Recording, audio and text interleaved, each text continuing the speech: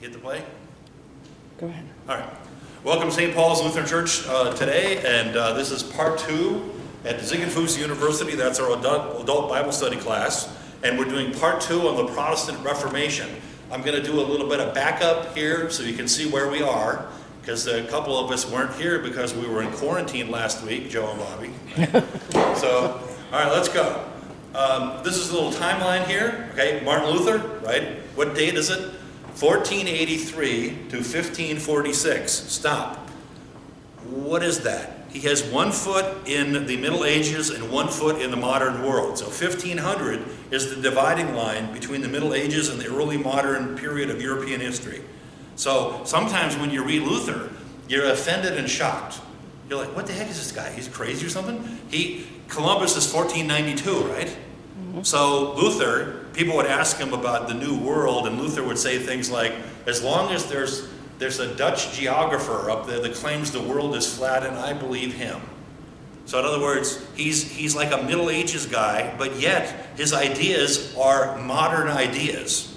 So he's kind of has schizophrenia. You know, it's kind of an interesting thing. So he straddles the Middle Ages. He's a bridge person, like a keystone in an arch. He's the keystone that bridges the Middle Ages to the modern world. There wouldn't be a modern world without Martin Luther. Again, our Constitution lecture that we going to kind of derailed a couple weeks ago, we'll pick it up again. There would not be an American Constitution with checks and balances without Martin Luther and the second generation reformer, who? John Calvin. Okay? So no Luther, no Calvin, no America. Right? That you can say that without blinking or blushing. Okay? So here we are, Martin Luther. Remember, his father wanted him to be a lawyer, right? Why? Because if you want to make money, you'd be a lawyer, right? John Anthony Quitman from Rhinebeck, he becomes a lawyer, brigadier general, congressman, all kinds of stuff. Abraham Lincoln, right? He grew up in miserable poverty. He becomes a lawyer. Again, you want to become a lawyer to make money. So Luther's father wanted him to become a lawyer. Luther's father is named Hans. He's a peasant who made a lot of money. Again, entrepreneurial people. This is unusual in the Middle Ages. Remember, you're stuck in your class. You're a peasant. In the modern world, we have upward social mobility. So Hans is a peasant who made good in the mining industry. Stop. Who's the patron saint of miners? Saint Anne. Saint Anne, help me, I'll become a monk. And who's Saint Anne? The legendary mother of Mary. We say legendary because her name is not in the Bible. So it's Jesus, Mary, Saint Anne. Okay, that's very important, right? And what happens to him? He goes to Erfurt University, which is like the Harvard, Princeton, Yale of Germany at the time. And it's really extremely expensive. Big money to go to a school like this. And he's just about to graduate, and what happens to him? He's walking in the countryside, and he gets caught up in a hellacious thunderstorm. He thinks he's going to die. Again, what causes thunderstorms? We watch the Weather Channel. We know what it is: static electricity discharge, a front moving in, all that sort of thing.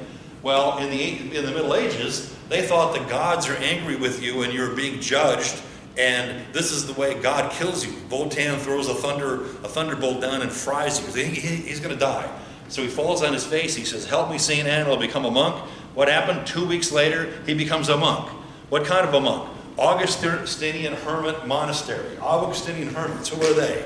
St. Augustine, Bishop of Hippo, right, the city of God, extremely important person. Why do you want to know about St. Augustine? St. Augustine is the father, the fountainhead of St. Thomas Aquinas. So you want to understand modern Roman Catholic theology? Read Thomas Aquinas. He's rooted in St. Augustine.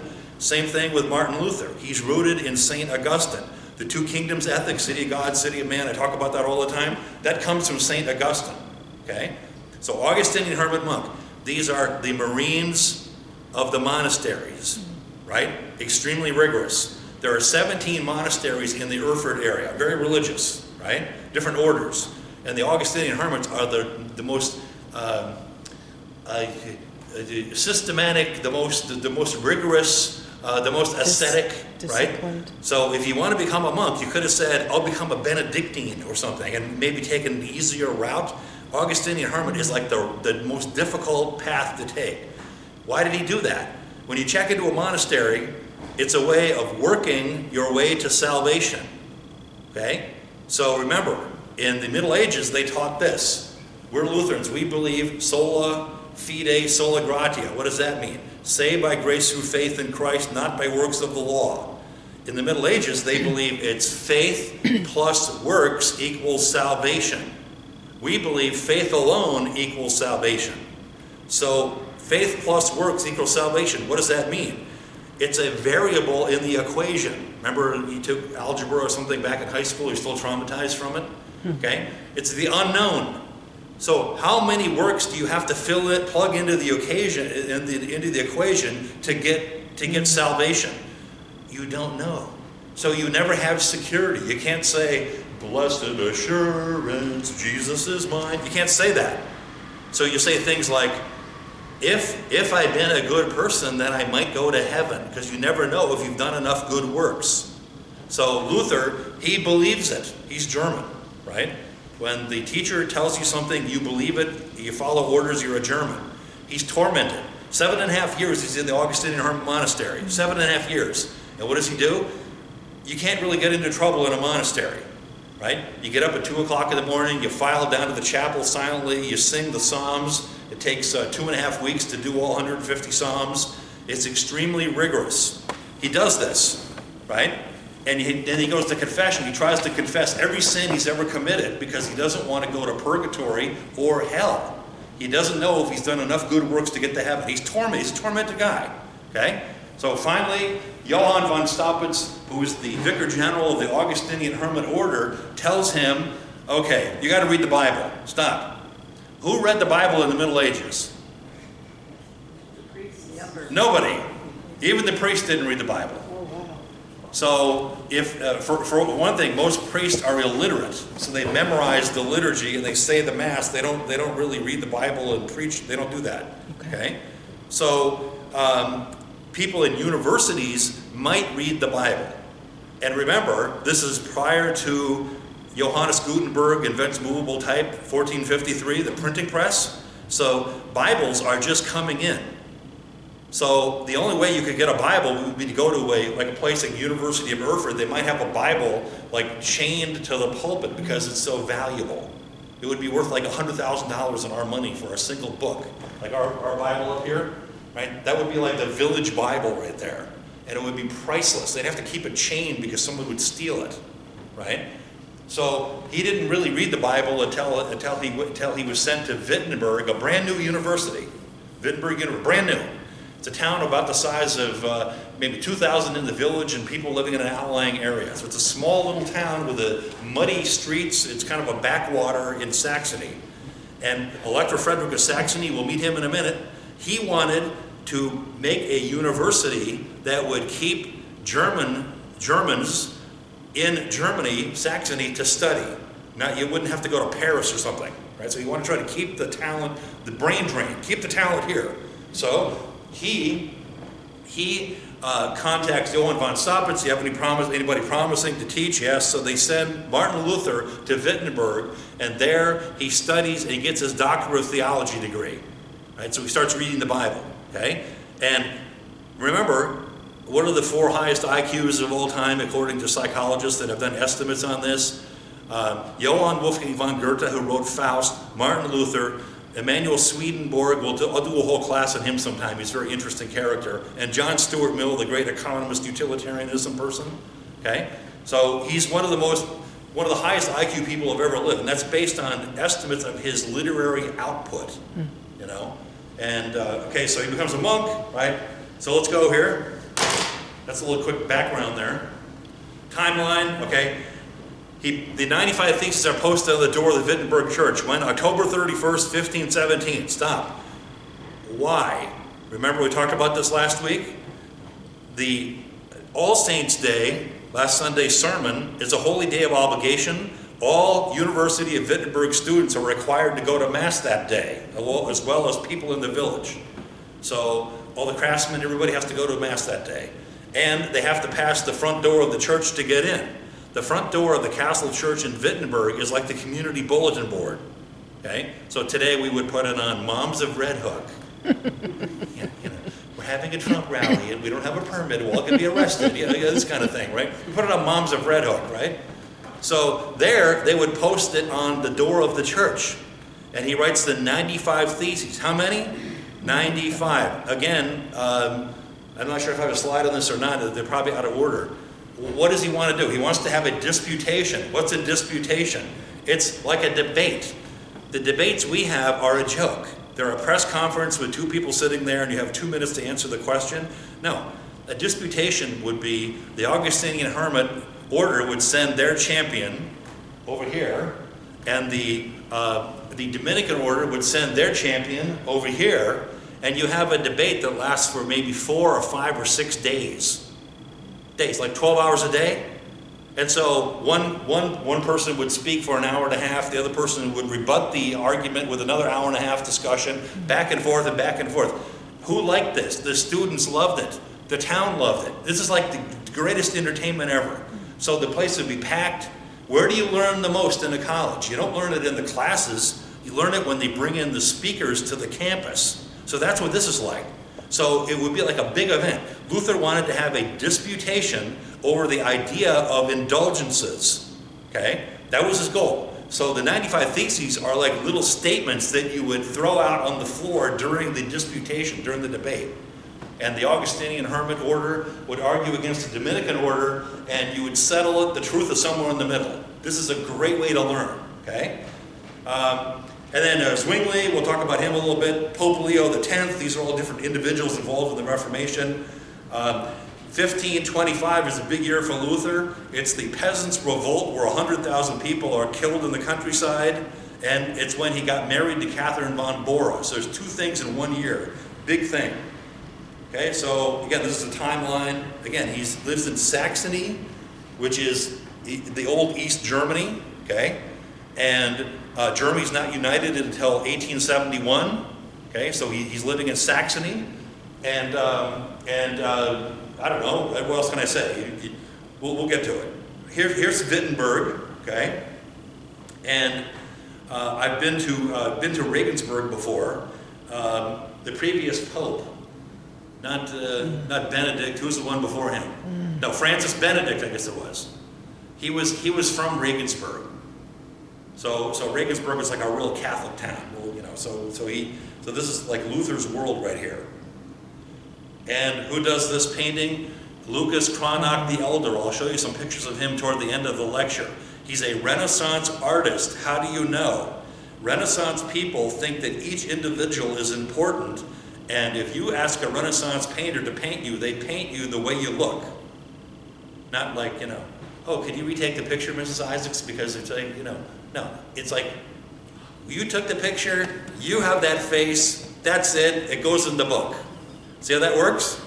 So Renaissance people are interested in the individual characteristics of people, even if they're weird-looking people.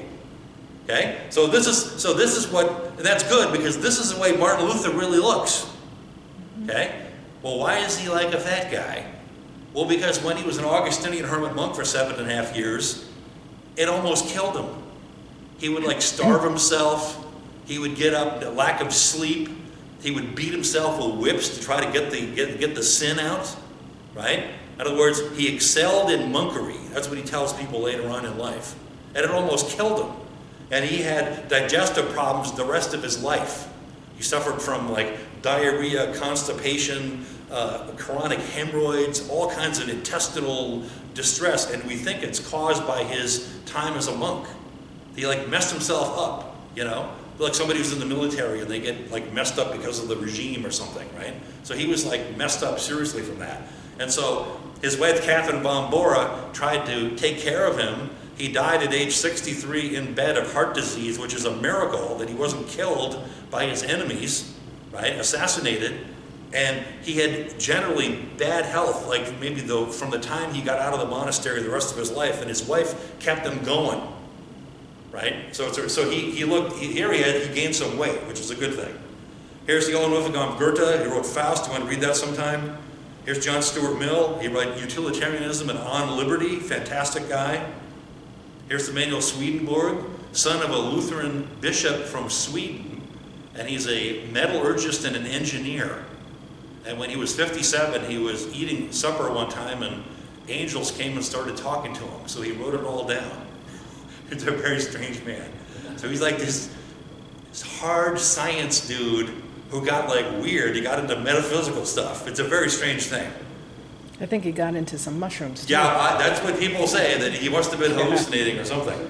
All right, so here, cast of characters today. Martin Luther, right, talk about him. See the picture of Martin Luther right here? Here, he looks fairly slim, doesn't he? Well, Lucas Cranach the Elder did that painting too. Again, he gained weight over his life. Charles V, we'll talk about him. He's the Holy Roman Emperor, don't go away. Frederick the Wise, Elector of Saxony, we'll talk about that a little bit. Leo X, Hans and Margarita Luther, that's his parents, and his wife Catherine von Bora. So these are like 6 major characters. 500 years, Reformation. Okay, so this is a good rule of thumb. It's been about 500 years. How old is the United States? 230 years. So it's about 500 years ago. And here's the date, again, October 31st. It's All Hallows Eve, Halloween, right? And the next day is All Saints Day. So that's where we get to this. Here he is posting, and then in German Romantic literature of the 19th century, it's a 3-hour lecture on this. Germany is groping and trying to find something that will unite the country, right? 1871, because remember, there's like 35 up to 300 little duchies and counties, and they each have their own prince, duke, or lord. Like Dutchess County would have their own prince, right? And they're not united, okay? So finally, in 1871, they want some German nationalism to glue the country together. To this day, if you say to somebody from Germany, where are you from? They'll say, I'm from Bavaria or I'm from Saxony. They don't say I'm German. It would be like us, where are you from? I'm from South Carolina. Like you don't say, I'm from the United States. So it's like that in Germany. So in German Romanticism in the 19th century, Luther is a huge deal because he translates the Bible into German, High German. So that's the German standard, German language, like the King James Bible. Right? In the German-speaking world, Luther unites the country with High German. Okay, and so the idea of German nationalism, posting the 95 Theses on the door. This is like maybe like the 4th of July for us. You know, the Declaration of Independence, 1776. It's a landmark event in German history when the Germans thumbed their nose at the Italian Pope down in Rome. Right? So it's a German nationalistic thing. Okay, again, why October 31st, Holy Day of Obligation? We talked about this already. Again, you're supposed to go to cemeteries and remember your deceased relatives. We talked about this on Sunday. That was kind of interesting. He's a German priest. He sees problems in the church. Stop. What church? The medieval Roman Catholic Church. Always remember this. So Luther, the modern Catholic Church, he would probably look at it and go, yeah, it's okay. It's not worth going to war to reform this. But in the Middle Ages, there were a lot of outrageous things going on, and he sought to reform the medieval Roman Catholic Church. He didn't want to start his own religion, right? Again, I say this a million times. Hey, Luther, are you a Lutheran? No, I'm a Christian. Call yourself Christian or evangelical. Do not call yourself Lutheran. Lutheran is a pejorative term. You don't follow Jesus, you follow Martin Luther. Do we follow Martin Luther? No, we follow Jesus. And he would tell you the same thing. In fact, he says, before he died, burn all my books and letters and so on. You can save the one book I did, Bondage of the Will, that's pretty good, but burn the rest of them. Fortunately, people didn't listen to him and they kept his writings around. Okay? So he's not out to find. And so if you're Catholic and you come to the Lutheran Church, does that mean you are converting? No. You are a Christian already. You're baptized in the name of the Father, Son, and Holy Spirit. You are a Christian. You're just worshiping in a Lutheran church. There's a big difference there. Okay? All right, this is an interesting drawing of Martin Luther as a monk. Okay? Again, he's educated early in life, brethren of the common life. Right? Reform, it's a reform movement. And a Protestant is one who protests. Remember the Diet of Speyer from 1529? The Lutheran princes in Germany stormed out of the meeting. They protested the ruling of Charles V. So Protestants are people who protest the Catholic Church of the Middle Ages. So that would include not just Lutherans, but it would include like all non-Catholic, all non-Roman Catholic Christians in America who are not Eastern Orthodox. Okay, so Protestant, that's what that means. Here, these are, again, this is German Romanticism from the 19th century. that this is like, okay kids, let me show you this great picture. They don't have PowerPoints back then, but they would have like a print like this hanging up onto the wall, and this is just the life of Martin Luther. You kind of go around, right? And we'll talk about this in a minute, burning the papal bull. But these are like little vignettes in the life of Luther. That's one of the pictures I meant to talk to you about last week. Remember I said there were two? That's one of them. Yeah, It's very this would be a nice print to get and put in the back of the church. Yes. We have a lot of things we need to do. This is his parents, again, Hans Luther and his wife, or his mother. And he didn't really talk a whole lot about his mother, but his father was like a major force in his life. Here's his mother. She was Christian. Everybody's Christian, of course.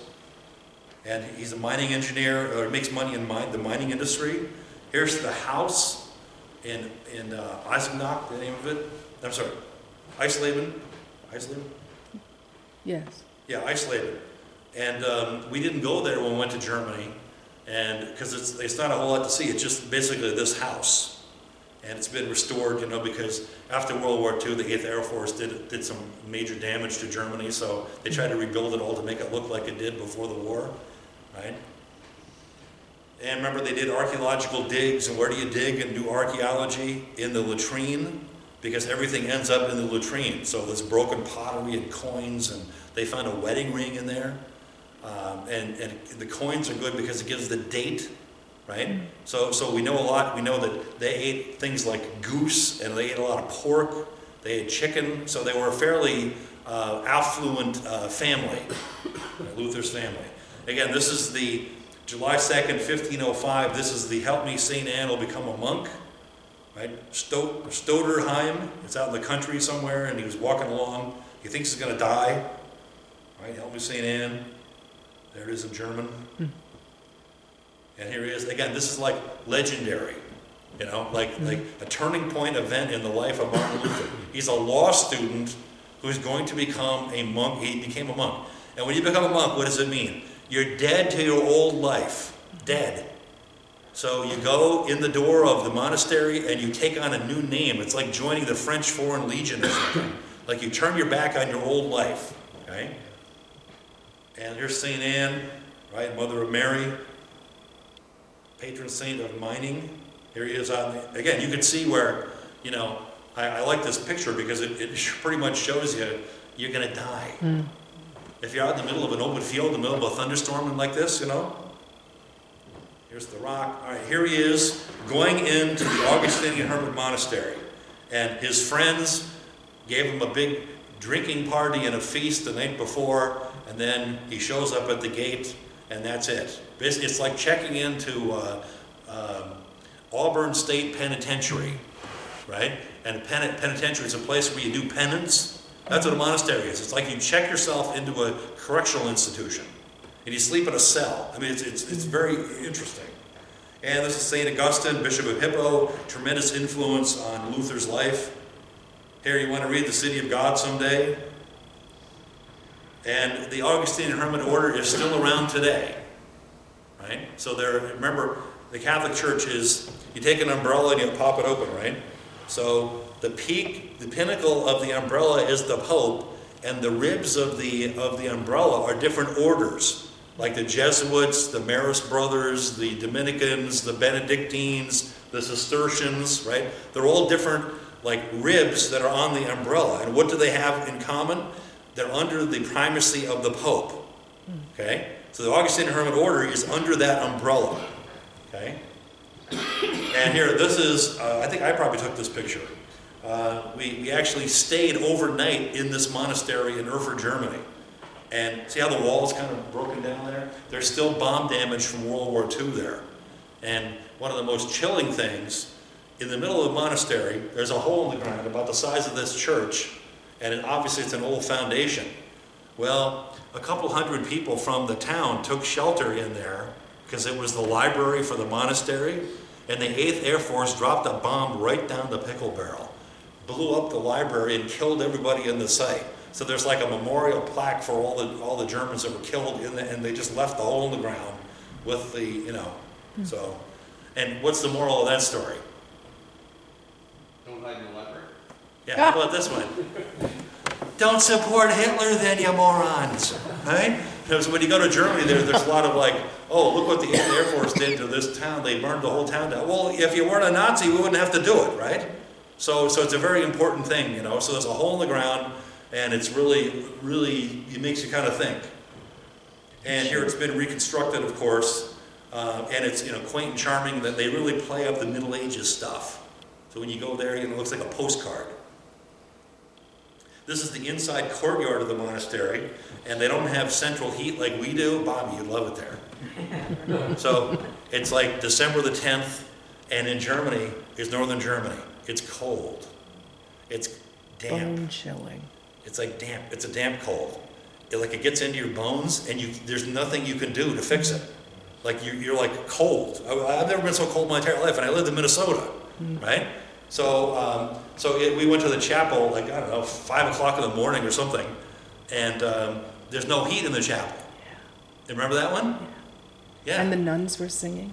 Oh yeah, but so it's still a functioning. Now it's run by the Evangelical Church of Germany. It's like the Lutheran and Reformed churches combined, so they still keep it going.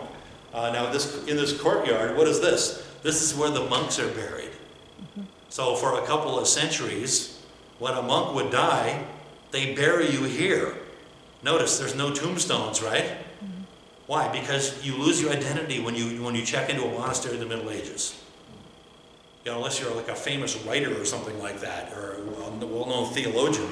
If you're just an anonymous monk, that's your destination, right? Again, Martin Luther, you know, he's highly educated, which is unusual for that time period. Right? Most monks couldn't read and write. So he has a bachelor's degree and a master's degree and a doctor of theology degree from Wittenberg University. He's sent to Rome. How did this one work out? This is in 1510. Johann von Staupitz, the vicar general of the Augustinian Hermit Order, sends Luther to Rome. How do you get to Rome from northern Germany? You walk, right? And about every 20 miles, there's a house that you stay in. You know, the Augustinian hermits have a chain of houses, or you might stay in another order. And you show up, you're a pilgrim, they take you in, they feed you, they take care of you, you have a place to sleep, it's safe, you don't have to worry about getting killed in the middle of the night, and then the next day you're on your way. So you walk, you know, so he walks from Wittenberg all the way to Rome. And when he gets down there, he's absolutely appalled, right? Now why? Well, their priests are supposed to be celibate. Well, they're frolicking with prostitutes. The bishops are all corrupt. They make a mockery of the Mass. If you're an ordained priest, you have to say a Mass once a day. So they would like say the whole Mass in like 2 minutes, and they like scoff at it. You know, they're making a mockery out of God, in other words. And in the middle of it all, they're building the Vatican, St. Peter's. What does that mean? It's a huge, multi-billion-dollar project, right? People like Botticelli, Raphael, Michelangelo, they're all working on this project. And so it's the materialism and the decadence. Luther is appalled. Why is that? Because Luther is German. Germans are thrifty. Germans and he's also, he believes what he's been taught from the time he's a kid about the Roman Catholic Church. You know, he believes the Pope is God's vicar on church, you know, the vicar of Christ on earth. He believes the 7 sacraments. He believes the whole program. And then he gets to Rome, and he's expecting to have one of the highlights of his life. And instead, it's like I said, it's a bit like going to Las Vegas or something. And he's appalled. He doesn't know what to do. So he finishes his work. It's some kind of a work for the Augustinian Hermit Order, you know, some conflict or something. He negotiates it and he goes back. And yeah, go ahead. Did von Staupitz know what Rome was like? No. Had he been there? It would be like, you know, I had the privilege of going to Israel back in 2010, right? Mm-hmm. And I had my hopes up, and I went there, and it was a wonderful experience because I got to see where Jesus walked, the Sea of Galilee and all that stuff. Suppose you go there. Like, it's the most important event of your life to see the Holy Land, and you go there, and it's like Las Vegas or something. Mm-hmm. He was like devastated. Sure. He was devastated by it. If there was a hell, Rome was built on it. Rome, once the holiest city, is now the worst. That's Luther's quotes, right? And here he is, and these are like, steps, like if you're a pilgrim, you're supposed to crawl on your knees up to and you receive indulgences, this sort of thing. It's a pilgrimage. So these are all poor people that have come from all over Europe to go to Rome to work the program, because you get an indulgence if you go on a pilgrimage. So these people are all being conned and taken advantage of.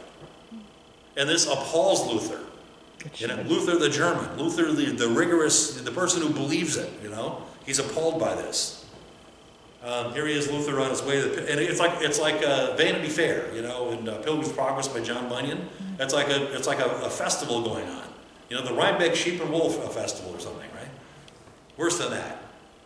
Again, this is a German romantic painting that shows Luther on his way to Rome. Right? It's the height of the Renaissance. So this is the School of Athens by Raphael, very important painting, the fresco. Michelangelo is doing the ceiling of the Sistine Chapel. All this is going on when Luther arrives. And he must have been absolutely, livid.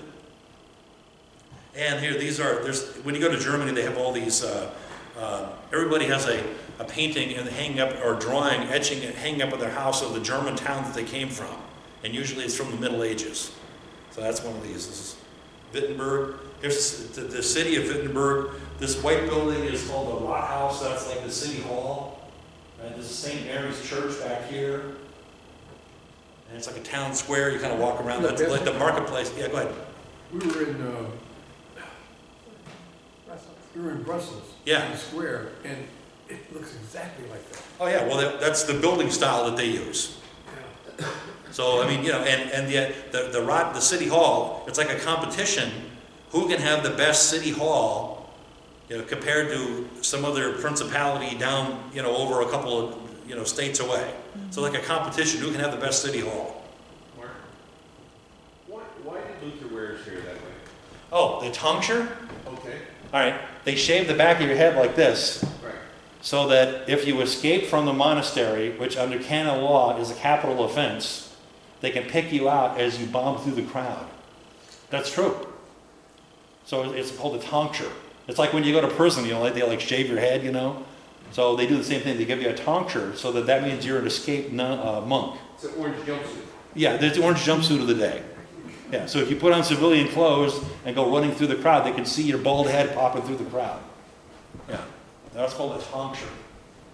All right, so here you go. Yeah, this is a statue of Martin Luther, a statue of Philip Melanchthon. We'll talk about him in a little bit. This is what they try to make it look like a medieval town, right? So that's a big thing. The cobblestones, because it was in the old East Germany. So who lives in Wittenberg now? Atheist pukes, right? And so they don't go to church. So maybe 1% of the population of Wittenberg is actually Lutheran. But they make a lot of money with Lutheran ministers from North Dakota bringing people from their church there. So it's like a tourist thing.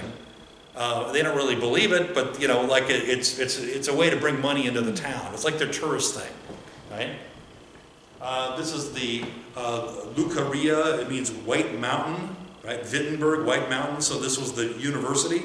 The university was founded about the time of Martin Luther, and it was closed by Napoleon. Napoleon shut down all these German institutions. This is St. Mary's Church. Right? The medieval Roman Catholic Church. Always remember this when we talk about this. We're not talking about the current Pope Benedict, whatever, the 16th, Francis, whatever his name is. We're not talking about him, okay? We're not talking about Vatican II stuff here. It's medieval Roman Catholic Church, right? So always make that distinction. Who's this? This is Pope Alexander VI. This is Rodrigo Borgia. The Borgias, Yeah, this is like the pinnacle of papal corruption. The guy had a wife and a couple of girlfriends and about 12 children running around the Vatican. Everybody kind of accepted that. There's no problem at all. But yet parish priests had clerical celibacy. So it has more to do with power politics than it does with, it's like, oh, Bill Clinton, yeah, it's okay.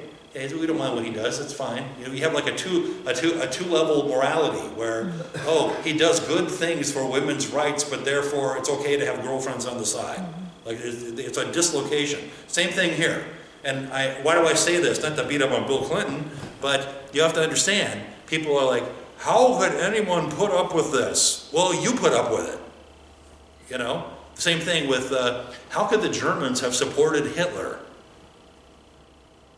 Well, because people were afraid. Like, we're afraid. You don't want to put a Trump sign out your front yard or a Biden sign or something because your house will get burned down. Well, that's why they did what they did. See? So people are afraid of losing their position, losing their, you know. So what? You renounce the Jewish neighbors, you know. Well, that's why they did it. And the Nazis knew how to do that. They intimidate people.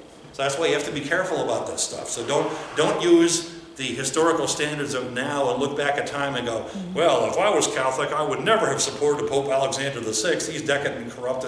No, you would have put money in the plate and supported him too. See how that works? His son is Cesare Borgia, Caesar Borgia, right? And this guy is like a Napoleon of Italy. He's riding all over the place, doing all kinds of wars and all kinds of stuff, you know. He was like made a cardinal, I think, at age 14. But mostly he's like a warlord and a womanizer. He's just awful person. And his sister is Lucretia Borgia, you know, poisoned her husbands and that kind of stuff. So these are like, have you ever seen the movie The Godfather? Mm-hmm. Okay, Mario Puzo modeled the Godfather story after the Borgia family. So to give you some idea about the decadence involved here. All right, so this is what Italy looked like. It's hard to see. Yeah, you can see it. Mm-hmm. Italy is not united until in 1871, about the same time Germany got united, mid-19th century. Italy, up at this point, is little warring states, city-states, all battling each other. Okay? And one of the states in the middle is what? The Papal States. What does that mean? That means the popes led armies into battle. Could you imagine this? Like Pope Francis leading an army, you know, to slaughter Muslims or something? That's what they did. It was routine for the Pope to lead troops into battle. That's the kind of corruption we're talking about here. And who is this? Leo X is the Pope at the time that Martin Luther does the Reformation. Who is he? He's a Medici Pope. You've heard of the de Medici family? Again, in a pawn shop, 3 gold balls is a sign of the Medici family. Right? So it means like St. Nicholas is a patron saint of the Medici family, so it's hope for people who are in economic distress. You go to the pawn shop and you get money, right? So that's this guy. Who is the Medici family? They're one of the richest families, ready? That have ever lived in human history. You mean more money than Jeff Bezos? Yeah. More money than they had like huge, these are like really super rich people. How did they get their money? Through banking. You want me to talk about banking for a minute? No. Oh. Yes. All right, ready? According to canon law, it's illegal for Christians to lend money to fellow Christians and to charge interest. Mm-hmm. Sure. So, without interest and dividends, you don't have capitalism. Without capitalism, you've got the Middle Ages. Right. Serfs and all this sort of thing. So, who can lend money? The Jews. Jews can lend money. Why is that? They're going to hell anyway, and they're not covered by canon law. Mm-hmm. So you have a couple of Jews move into your town, and they get to lend money to you, and Jews are allowed to charge interest to non-Jews. So under their law, they're allowed to do that. Now, what do you do when you can't pay back the Jews? You run. No. What? You kill them. So they would do pogroms routinely to like hit the reset button. Wow. So kill all the Jewish bankers, and then we're fine. So that's the Middle Ages. Again, who's Catholic in the Middle Ages? Anyone who's not. Everybody, except who? Jews and Muslims, right? So again, this is, am I glad that I live in 2020? Yeah, I am. I'm glad I live now, right? So the idea of money lending. the Medici family, well, how are they able to lend money? They had a political connection where they were exempt from canon law. So they're allowed to lend money and charge interest, and they made a fortune. Wow. Yeah, and so he is the descendant, or he's in that family. So, family, clan, tribe stuff, right? So one of his famous quotes is this: "God has made us the Pope, let us enjoy it." Phew. Yeah, so he would do things like, at his birthday, he'd have like little boys jump naked out of his birthday cake, stuff like that. Like what Joe does at his house. He'd be like, that's a little over the top. Yeah, that's the whole, these people are like, so when you say, is Luther just a stick in the mud who's against fun or something? No, it's mind-numbing, corruption, materialism, decadence, everything you could possibly think about. That's what he's going up against. Okay? And what's this? This is purgatory, right?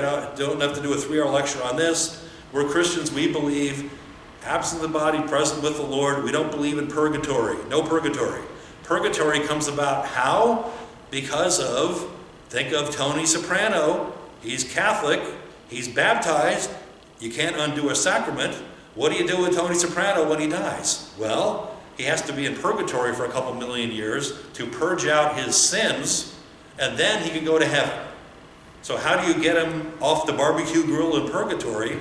With a contribution, an indulgence. You can buy time off of purgatory for your good-for-nothing Uncle Fred. Mm-hmm. So and originally indulgences were used during the Crusades, 1095 to 1291 AD. If you went on a crusade, if you died in a shipwreck along the way, or you died of a disease, or you died of famine or plague or something, or if you're killed in combat, guess what? Your sins are forgiven and you go straight to heaven.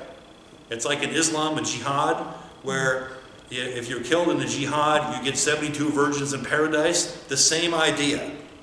So after the Crusades, people said, well, we lost the Crusades. What do we do now? Can we still get in on the indulgence thing? Have we got a deal for you? For a contribution, we can forgive you of all your time in purgatory and you go right to heaven. And there's more. If you make a contribution, you can get Uncle Fred out of purgatory too, and you know you love Uncle Fred, that rascal. See how that works? So, and what do they use the money for? They're building the Vatican, which cost a fortune, right? Now, what does Luther think about this? He thinks that Rome is a disgusting cesspool, right? They're corrupt and evil in every way. And the Germans have the mining industry. The early industrial revolution is starting up in Germany. Well, where does the church go? The Dominican order goes up there and they start preaching the sales of indulgences to raise money for the popes that are corrupt. See how that works? So Luther, he can't stand this. Okay. Here's Pope Leo X. Again, he liked to go boar hunting. You know, he's like a secular prince on steroids or something. Indulgences. What's the nepotism, right? So again, Cesare Borgia is 14 and his father, the Pope, made him a cardinal. Is that a problem? Mm-hmm. Yeah, it's a problem, right? Simony, what does that mean? I've always wanted to be a cardinal myself, so I'll give you $1 million if you appoint me cardinal. That's sales of the offices, right? Or you can have multiple offices. So you can be the archbishop of 2 places at the same time. It's like a double pension kind of an idea, right? Absenteeism, what does that mean? That I would be assigned to the parish at Wurtemburg, no show job, but I actually live in South Dakota. So I get paid for being the pastor here, but I'm never here. It's like an absentee job, okay? Does that ever happen in American politics? Never, ever. Would that never happen? Some things never change, right? The difference is we get obsessed because it's secular political corruption. These people did it in the largest institution in the Middle Ages, which is the Roman Catholic Church. So if you think we have slimy politicians, okay, put him in a cardinal outfit and call him a pope. Think about that for a minute. So you've got like the worst, Governor Andrew Cuomo, who's the Cardinal of New York. Well, that's pretty awful. And again, Friedrich Hayek writes a book in 1944 called The Road to Serfdom, Chapter 10, Why the Worst Get on Top. Well, what does that chapter mean? It means that the people who are least desirable are the ones that are attracted to the power and the money. So they're not like, oh, I love Jesus, I want to serve Mary or something. No, they're attracted to the power and the money, the glitz. They're not there for religious reasons. See the difference? Oh, yeah. This is why we believe in separation of church and state. Right? Very important, okay? Anyway, so indulgences, right? Frederick the Wise, Elector of Saxony, we'll see him in a minute. He had a huge collection of religious relics. Why is that? Frederick the Great is a very religious man. He's German, he's religious, right? Everybody's religious then, they're all Roman Catholic. So you want to have relics. And if you go to a place like Wittenberg, he's got a couple thousand relics on display. And you can see things like a strand of Jesus' beard, a thorn from the crown of thorns, the tooth of Saint Jerome. So you can go and venerate these relics, and you earn indulgences, points in heaven for viewing an indulgence. Okay, this is a problem, right? Yeah, go ahead. Why 1443 years? Reduction of 1,400 years. When you view a relic, like we used to have a relic here, right, Joe? You got your hip replaced. We had the. It's still back there someplace. You know, we had the hip bone of Saint Joseph the organist. So if you come up, we kept it in like a basket right here. Somebody with good taste must have thrown it out. So if you venerate this, you get like 100 years out of purgatory. That's all. So then you go like to the next one, and there's another relic over there, and you venerate that. So by the time you're done, you get a total of 1,400 years in purgatory for visiting this one site, the collection of Elector Frederick of Saxony. But again, I can see 1,400, but 1443. Oh, it's scientific, Floyd. It must be. Don't you believe in science? I always follow science myself. No, it's scientific. So each relic, like the hip bone of St. Joe the organist is worth a certain number of points. And then you go to the next one, and the next one, the next one, you know. It's like in the Scottish Rite, you have the passport, and you get Dave to stamp it. Same thing. So you get like the whole stamp. You get the passport done, you turn it in, you get 1,400 years out of purgatory. It's a great thing. All right. So here, this is an actual indulgence. And Johannes Gutenberg printed what? The Bible, but he also made a fortune printing indulgences. Isn't that interesting? So there are literally thousands of these around. And you pay like a couple $100 and you get this indulgence, and look at it. It's official. It's got like a stamp on it, sealed on it, all kinds of, it looks like some kind of a Masonic certificate. It's very impressive, right? We had to get rid of all the pictures of Linda's sister Aunt Julie to make room for Masonic certificates in our house. Very important. What's that, Joe? Right. Oh. All right, so this is Friar Johann Tetzel, a Dominican preacher of indulgences. He's like a tax farmer. He gets a commission on all the indulgences that he sells. So he has an incentive. It's like a commissioned salesperson. Well, it was a Wetzel. Does that make any difference? A Wetzel, Tetzel. No. So Tetzel, you know, he's authorized by the Pope to sell indulgences in Germany. So this is where Luther comes in, right? So it's okay if all the corruption is down in Rome, but when you bring it into my venue, that's when I object. So here's Dominican preacher Tetzel, and what do? They go to the town square, they bang the drums, they put on like a play, you know, like a mystery play, you know, people being shoved into hell and all kinds of stuff, and then you're so terrorized that you want to buy the indulgence, right? It's like an infomercial or something at 2 o'clock in the morning, right? All right, so as soon as a coin in the coffer rings, another soul for purgatory springs. Okay? So they even had a jingle. So this is the beginning of advertising. Right? You deserve a break today. Here's the Johannes Tetzel. And of course, this is 19th century Romantic stuff, and monks are always depicted as fat and lazy and worthless. They drink a lot of beer and eat a lot of food. So here he is, typical corrupt, evil, you know, Catholic monk. Right? So this is like German nationalist stuff. And here he is selling the indulgences, and of course you line up, and you get your official piece of paper when you throw the money in, and it's a great thing. So Luther preaches at St. Mary's. He also preaches at the Castle Church on occasion, mostly as a college professor. And the people in the congregation were coming up to him like Bobby. She'd say to me, I don't have to take communion anymore, Pastor Mark. I don't have to do the brief order of confession and forgiveness of sins. Well, why is that, Bobby?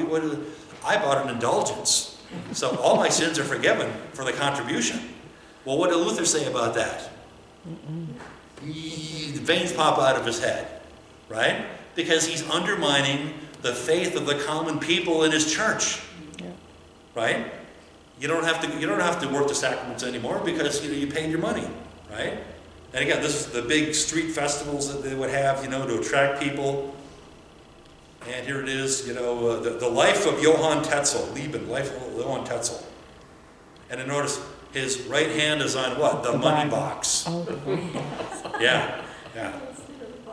Yeah, that's what I thought it was, the Bible. And why is he wearing that? It's a black habit and a white garment. That's the Dominican order, right? St. Dominic of Guzman, order of preachers. Looks like Dracula. Well, this is what they would wear. So here they are selling indulgences. The person with a hat here is a cardinal. So they're kind of supervising the money collection. Again, everybody's religious. That's the big difference is in 2020, people are secular. They don't think about God or religion. In the Middle Ages, everybody is religious. That's the big difference. So, again, how did they ever fall for this? Well, they're all religious. What does that mean? Go back. Luther was put out and cheesed off? I don't know.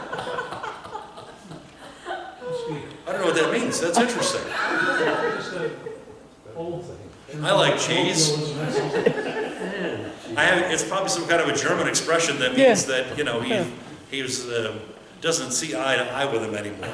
We'll have to look that up. Yeah, here's his little jingle. All right, here's colorized. 95 So the 95 Theses are, Luther objects to the sales of indulgences in his region. So he puts it on the door of the church. And again, there's the famous, this is like German romantic stuff. Germans love this. This is like striking a blow for liberty. It's a movie on Martin Luther. We should have a copy of the 95 Theses, Well, and every year we should put it up on the board. One of the odd things about it, when you read it, you're like, what the heck? This started a revolution?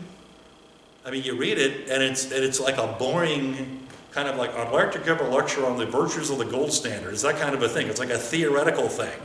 And a couple of the kicker points in it are that you're the Pope. The Pope is the father. The people in the church are the children. You, as a father, you shouldn't charge the children to have time out of purgatory. If you have the treasury of merits, meaning you have the power to forgive sins and get people out of purgatory, you should do it just because you love your children. In other words, he's accusing the Pope of child abuse, right? And the things that he said were ideas that people have been talking about for hundreds of years. But Luther put them all down on paper. And again, remember what I talked about this, that it's the beginning of the printing industry. And don't ever forget this. The key to understanding the Reformation, the printing press, is why they couldn't kill him. He had too much power. He had too much popular support through the printing press. So the printers want to make money. They're always looking for content, for websites and blogs and stuff. So they translate the Latin 95 Theses. Why do you write in Latin? Because that's a university document that when you go to university, they all lecture in Latin. So they translate it into German, and guess what? In 2 weeks, little pamphlets go all over the world, all over Europe, and he is famous because he said the things that people were thinking about all along, but they just didn't have the ability to articulate it, right? In other words, if you say, I'm against the deep state, or I want to end corruption, well, guess what? People say, I wish I had the guts to say something like that. So that's why Luther became like, he's like a celebrity in Germany. I can't know how to explain it other than he became famous because, and did he intend to do this? No. He wants to have a disputation in the academic community. He doesn't want to become a leader of any kind of a movement, or he doesn't want to be popular. He just wants to get it right because he's German. He wants you to believe in Christ, and he wants to reform the medieval Roman Catholic Church. I keep saying that over and over again. That was his job in God's plan. When you have a Doctor of Theology degree, you're ordained, or not ordained, there's a ceremony that goes on. You get a ring with the Trinity ring, and you get a German Bible, and you have to swear that you will defend the teachings of the Holy Gospel. That's what he was doing. He's defending what he believes is the Holy Gospel against the corruption of these people that have decayed and destroyed the gospel, the true gospel. That's what he's up to. So he's not in it for himself, in other words. Very important. Again, this is romanticized paintings, Who's the fat guy down here in the corner? That's Johannes Tetzel. See? And he's misleading the peasants. And here's Luther, in his own humble way, and the students are behind him 100%. 95 Theses, again, it's written in Latin, and so the printers translated it into German. He wanted an academic disputation. Again, this is what it looks like, right? It's like a completely out of control, 5 or 6 days, deep discussions, back and forth, and that's where, the learning takes place, not with one side indoctrinating you. It takes place when you have an honest discussion and you exchange ideas, and the truth emerges from that. Extremely important. Extremely important. In the academic community today, we have a lot of indoctrination going on one side only, and they have never heard the other side. They have never read, never heard, never imagined that there could possibly be another side to a story. Yeah. Well, that's not an educated person. That's an indoctrinated person. Right? And I believe that the Bible is the truth, it's the Word of God, and if you consider the evidence and look at all sides of the question, you're going to be led to the truth. But if you say there's only one side, well, you're like a child roaming through life, right? You have to read widely and discover the truth on your own. Eureka moment. That's what education is, okay? Again, 95 Theses. Here it is. This is the Castle Church in Wittenberg. Again, I took this one on our trip there. It's kind of a main street, and you can stop by and buy like German postcards and stuff. We were there during Advent, and it was pretty neat. You walk into the store, and they have Advent wreaths out, and like one candle or two candles lit. That's kind of a neat thing. Notice they don't have the Christmas decorations out like Linda does the day after the 4th of July. Right? 4th of July. No, so they work Advent. Advent is a really neat thing, And here we are, Mrs. Isaac standing there outside the door of the Wittenberg Church. This is bronze.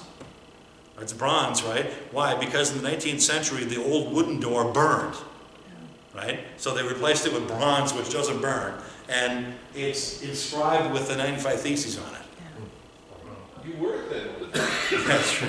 That's true. It's before COVID came along. It's the COVID 200. And here he is, 95 Theses again. This is like romantic stuff. And of course, there's a fence there because they don't want you, going over and like licking the door or doing things like that. It's a COVID thing. And there's the hammer, right? You have a lot of pictures of this. All right, the Gutenberg press, again, I can't stress this enough. The printing industry is in Germany, and they're looking for content. This is the press. What's the basic design of this? It's modeled after a wine press. So it has a big screw on it, and you go like this to squish the grapes. Well, they figured out this is a way to print. So the printing press is based on that. We saw one of those too. What's that? We saw one of those too. Oh yeah, I think there's a picture of it in here somewhere. I would never have thought of such a storm.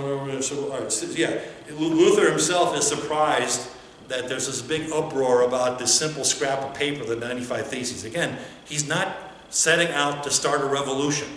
You got that? Okay. Here, this is inside of the Castle Church. It's been redone in the 19th century. Okay. Why? Starting in 1817, it's the anniversary of the Protestant Reformation. What, the 300th anniversary? It's a tremendous upswing in German nationalism. Fraternity students got together, and they're trying to, so they remodel these sites of the Reformation. It becomes like a nationalistic thing to go to the Castle Church in Wittenberg. And this is where, Again, what's the principle in history? I tell this, I teach this all the time. It's not when the event occurred. 1492, Columbus is pretty much forgotten. Columbus is remembered in 1892 at the Columbian Exposition in Chicago. So our ideas of Columbus are not 1492, they're really 1892. I'm Italian, let's put up a statue of Christopher Columbus. So it's not when the event happens, it's when is the event remembered. That's an important principle in history. this is where Martin Luther and Philip Melanchthon are buried in the Thanks front. for ruining the lecture. Oh, jeez. So again, why didn't they just kill him, right? So he publishes something, why did they just kill him? This is Jan Hus, right? We have his picture in the back of the church here. Jan Hus lived in Bohemia, right, Prague, about 100 years before Martin Luther. So 14, 18, 15, 17, okay? And his ideas are virtually identical to Martin Luther. So they promise him safe conduct to Constance, which is a council that they hold, and they say, you come here, let's exchange ideas. When you say to a professor, let's come to the conference and exchange ideas, what did they say? Yeah, if you pick up my expenses, I'll be there. So he was thrilled. He goes there, what did they? They arrested him, tried him as a heretic, and burned him at the stake. Okay? So here he is being burned at the stake. Okay? Again, why do you burn heretics at the stake? Because they're reduced to ashes. You throw the ashes in the river, the person will never be resurrected. So they kill you once in a heinous way, but they kill you for all eternity because there's no resurrection without a body. Isn't that weird? So that's medieval Roman Catholic stuff. Hus means, in Czech, it means goose. Jan Hus means goose. And so the saying is, you cook the goose, but you'll never cook the swan. And the symbol of Luther is the swan. If you look in this picture back here, see that picture right there? Oh, what am I doing here? Oh, I just shut it off, good. If you look at the picture back here, that one top one there, At the very top. way at the top, there's a swan there. So they cook the goose, but they'll never cook the swan. What, are we out of time? Yeah, sort of. Yeah. I wiped it out. Oh, here it is. Okay, so if you're walking around Germany, there's like a swan. You're like, isn't that cute? They must like ducks or something here. No, it means that's a Lutheran who lives there. And here's Luther wearing his doctor's gowns. And yeah, there's a swan in the background. Isn't that weird?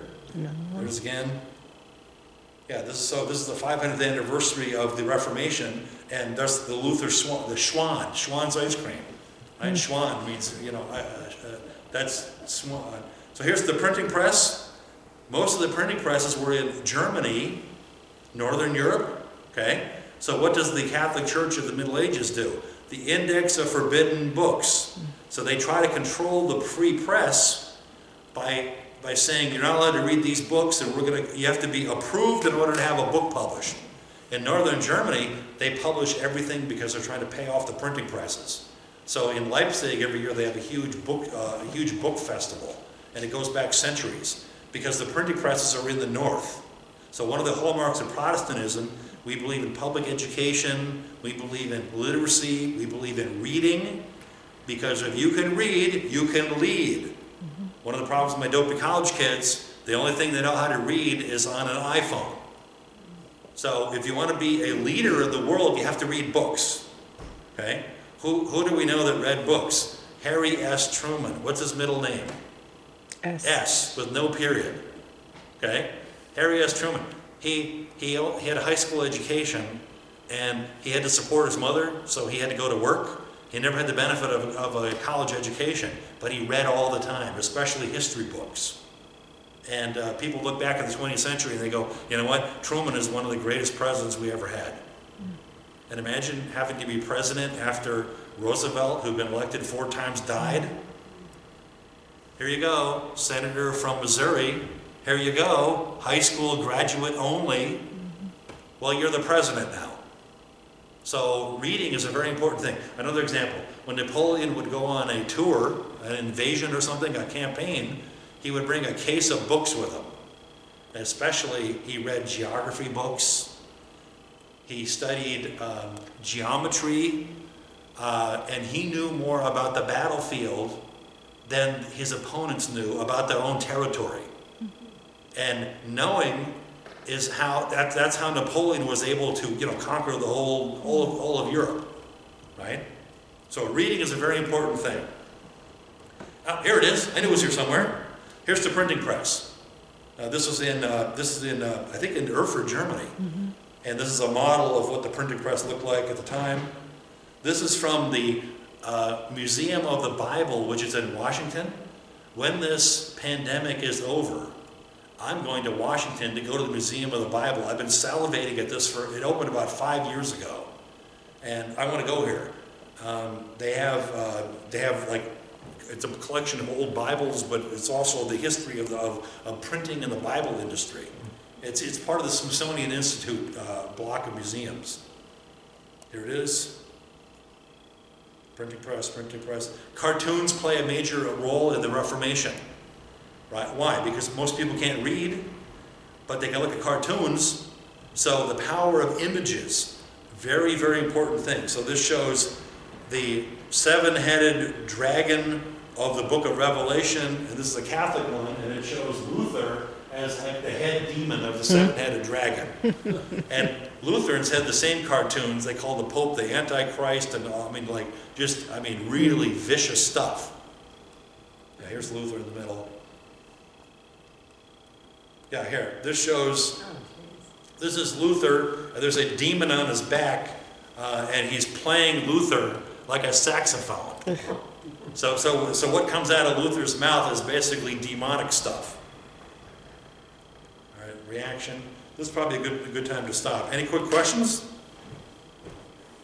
No, There's a lot of material. This could be like a 15-week college course, so I'm trying to like give you the condensed, you know. That was a very good review. Well, it's interesting, right? Very much.